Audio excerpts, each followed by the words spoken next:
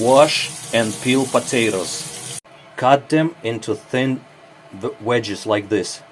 Add sunflower seed oil in the pan. Oil is really hot. Add the potatoes. Salt the potatoes. Add some black pepper. Take ground beef and make patties out of them. Alright, after 5 minutes, flip the potato. Cover with lid and cook it on low heat for 5 minutes. Patties like these.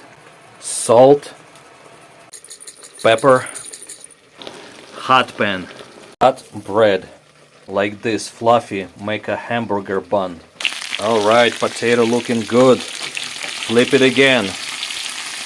Cover with lid, cook for 5 more minutes, then turn off the heat. Olive oil on hot pan. Pick up the patty and fry it.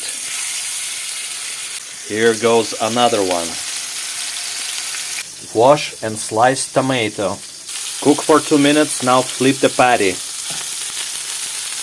Add some spicy mustard on the bread. Slice some cheese. Alright, service a patty on the bun. Add cheese slices on top. Add tomato and a little parsley. Now the top of the bun. Look at that, potatoes and ready. Look at that goldish color. Beautiful. It's so soft at the same time. It's a little crunchy. Serve it with your burger.